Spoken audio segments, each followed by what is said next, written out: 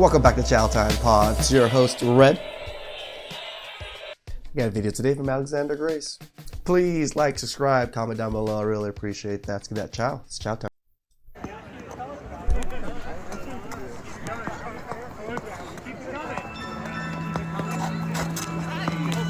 I think her point of view... I actually went ice skating with my girl in the last month. She was very similar to what she's filming, and I was, I'm graceful. I'm good at ice skating. I rollerbladed a lot when I was younger, so I was like skating circles while my girl was like hugging on the wall. I didn't film her to try to make fun of her or anything. I don't get why women want to do this with men. Is that he is embarrassing. But let me ask you, in reality, whose behavior here is worse? The person who's trying something and failing? Or the person filming someone else without their knowledge and then shaming them on social media? Who's really embarrassing themselves here? Gentlemen, huddle up. This is the new strategy. This is how we make progress in the culture. When a woman is being obnoxious, complaining, creating issues, instead of looking at where she's pointing the finger, instead point the finger at her and ask, why are you making problems? Men need to begin to employ the tactic of flipping the mirror, of putting the spotlight on women. Let's say your girlfriend's perpetually single friend starts giving you a hard time saying, why don't you text your girlfriend more? You're her boyfriend. A real man shows that he cares. Instead of responding to her accusations and defending yourself, ask her why she is stirring up conflict. Or let's say your sister starts insulting men, saying they're immature or they never show their emotions. Instead of getting offended, ask her what she's trying to achieve. Why is she starting this conversation? What's her motive? What's her goal? She wants you to look over there. Don't. Look straight at her. Women will hate that. They do not want men to employ this strategy. Let's just zoom out for a moment and explain the context that we find ourselves in. For decades now, women have cloaked themselves in the status of victimhood and attempted to put themselves beyond reproach. We suffer under the patriarchy, we're oppressed, we're discriminated against, we're victims, but we're actually special and we've been silenced. And now everyone needs to shut up and listen to the complaints and criticisms that we have. But very quickly, that complaining energy took on a momentum of its own, and things quickly shifted from just naming problems to creating problems. And consistently, men always seem to be at fault. What are women exclusively held accountable for? Oh, I'm not exclusively held accountable for just women? I'm not sure. I can't think of anything. Exactly. Can you think of any problems in society that aren't blamed on men?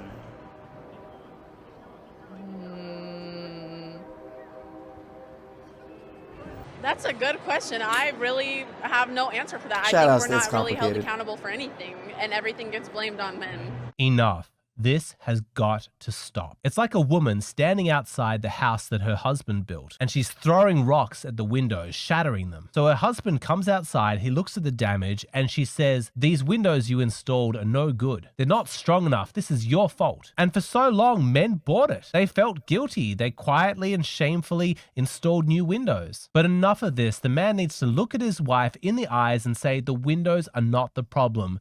You need to stop throwing rocks. You've got women everywhere complaining, this is the problem, this is the problem, this is the problem. But let's be real, her complaining is the problem. She's throwing the rocks, she's making the issue, and it's time that she was called on it. It has been decades since mainstream culture has had the courage to hold women accountable for their behavior. And we're still there. Mainstream culture is still thoroughly feminist and man-hating. But the internet has democratized accountability. And on social media, there is a growing trend to point out how ridiculous some women's behavior is. Like this, for example. I don't like 50-50. I don't do coffee dates. I don't care how much money I ever make. I still want my man to pay for everything. He should pick me up. He should drop me off. He should buy me Ubers. In exchange, he gets to not embarrass me and breathe my air. I think it's pretty fair. I think we're even Stevens. Otherwise, I don't need a man just to have a man. This is for me. For the guys who are mad, though, cry about it. You see, on the internet, a growing number of men began to notice that women's quest for liberation and equal treatment never extended to women being equally responsible for financial contributions. And so men did what men do. They started making fun of it. They turned it into humor, and all over the internet there was this drizzle soft guy era joke. It was this trend of exquisite satire where men would act the way that women act and say the sort of things that women would say, holding up a mirror to their behavior and showing how ridiculous women are being.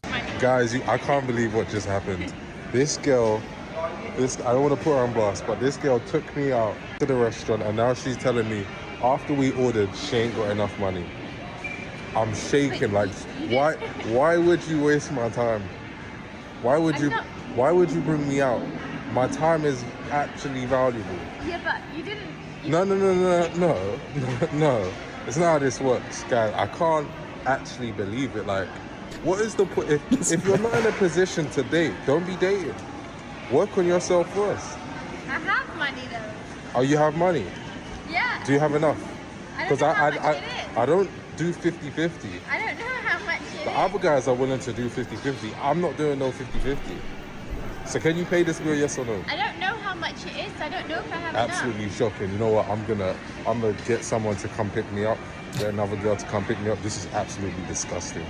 I know not all of you are on TikTok, but there are thousands of videos like this. Men messing around, poking fun, laughing about it. And I think mostly these guys were just comedians. I wouldn't say I hope it brings back the drizzle movement again this year. So they're like men's rights activists. Just regular dudes talking shit, having fun. But this trend pissed women off. They did not find it funny. They hated having the spotlight on them. And I think that if they just laughed it off like it was no big deal, this trend wouldn't have taken off. But the fact that it bothered them so much just brought more and more focus to it. You know how it is when somebody can't take a joke about themselves? It just makes it funnier. It just draws more attention. That's what happened here. It's like, damn, why are women so sensitive about this? Could it be that we've actually struck a nerve and that there's something here that needs to be examined? More than anything, it just revealed how uncomfortable women are having their behavior scrutinized. Sure, they've spent decades collectively shaming and insulting men for every tiny little thing, but when these women are called out for their own toxic behavior, they're stunned. They haven't been in the spotlight. They haven't been held accountable and they don't know how to handle it. But women complaining, making issues where there are none is a behavior that needs to be called out. This is a great example. This exchange happened in my country, Australia. Watch how this female politician goes from smug arrogance to just crumbling when a man holds up a mirror to her behavior. I love the mansplaining. I'm enjoying it. You're loving what? The mansplaining that's going on. What just talking me through how by not answering the question, by repeating processes which are not related to the question that I've asked. What's mansplaining, Senator? Well, it's the slightly patronising and condescending way that you're responding to my questions. Well, I would suggest, Senator, that if you're putting the word man in front of some description of what I'm doing, you're doing that which I'm sure you're very much against, is making a sexist implication about how I'm conducting my role as a man. Well, then the easiest way to do it... Is that what you're saying, Senator? Well, what I'm saying is that the way you've been responding to me has been patronising and condescending, and I have responded to that. So the easiest way to deal with this is not to have that way in responding to questions I've asked. Imagine the reaction, Senator, if I said you were woman-splaining. You're saying that I'm mansplaining. Well, it is a term that's used. Is it by whom? Well, it is a term that's used. By rude senators. By senators who are seeking to make gender an issue. Stop being a hypocrite. Conduct yourself appropriately for this place. I'm sorry you're so offended by the use of the word. It is a word that's used. I'm surprised that you're so shocked by the use of the word. No, I'm just calling hypocrisy. Hypocrisy. Thy name is Labor. Thy name is Senator Gallagher. It never ceases to amaze me how modern women demand equal treatment in the fields of business and politics. But the moment that they are subjected to the kind of directness that has always characterized the competitive nature of these fields between men, they fall apart and then demand special treatment because they're a woman. But this exchange is a great example of what I'm talking about. She wants to make an issue of his tone, his manner, saying he is sexist by mansplaining. And instead of taking the bait and defending himself, he puts the spotlight directly on her. Why are you making this gendered? Why are you being sexist? The guy seems genuinely amused by how shamelessly hypocritical she's being. Humor is very powerful. When you get angry at something, it's because it's bad. But when you laugh at something, it's because it's stupid. And so many women's complaints about men these days are just stupid. They deserve to be mocked and laughed at. So the next time a woman says something moronic like men are intimidated by strong women, just laugh. Trust me, women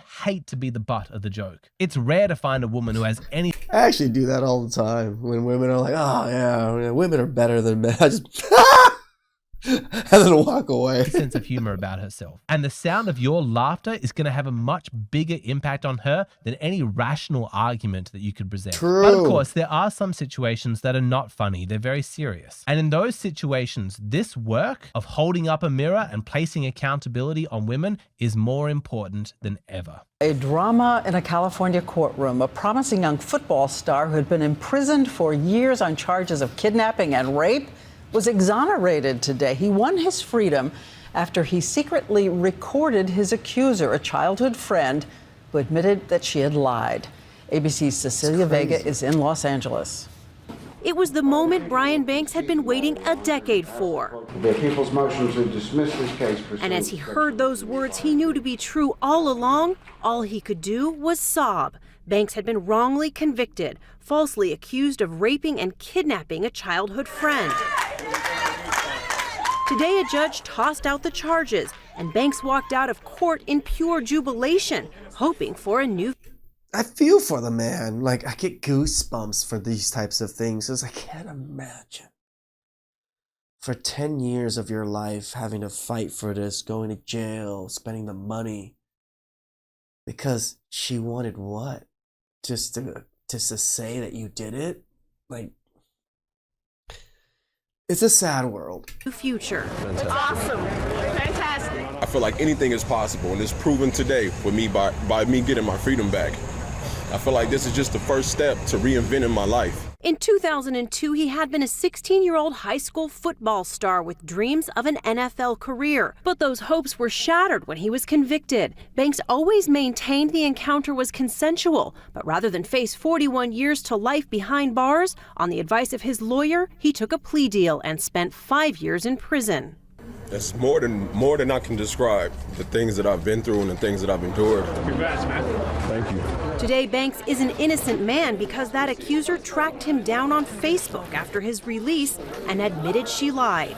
They met, and the meeting where his accuser recanted was recorded. This video was key to overturning the case. I may not ever get the answers as to why I was supposed to go through what I went through, but I know that I'm here today and I remain unbroken. Now at 26, Banks is picking up where his once shattered dreams left off, working out again, hoping for another shot at life in football.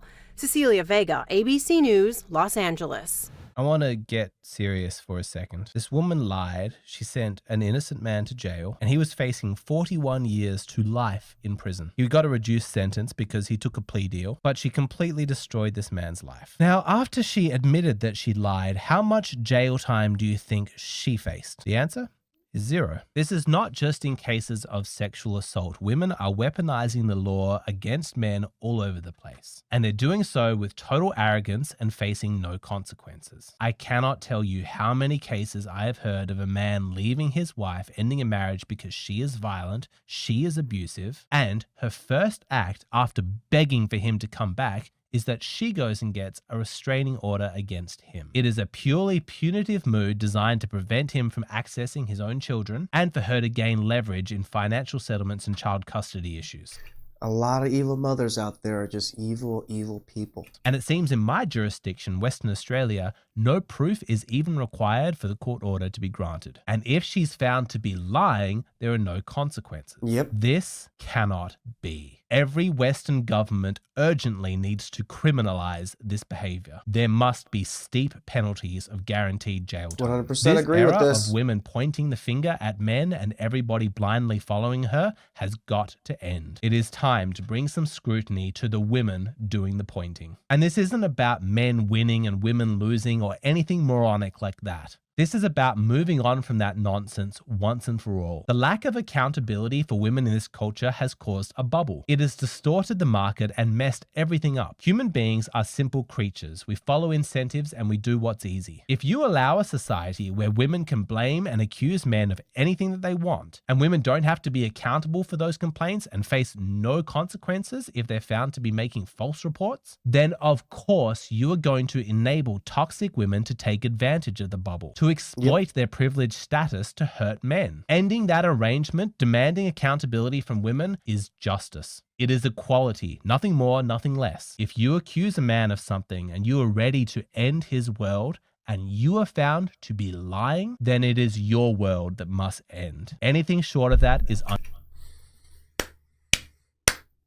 100% agree. There should be steep consequences, just as steep as the consequences of doing those crimes. unacceptable. Now, are you ready to do your part to start holding women accountable? Practically speaking, how are you meant to do that? Are you meant to just laugh in women's faces? Is that going to be effective? Are you meant to get angry and righteous? Remember, what feels good in the moment isn't always what actually affects long-term change. You know, shout outs to Alex, always arming men with knowledge and tools to navigate the dating market, the Western market, just Western society.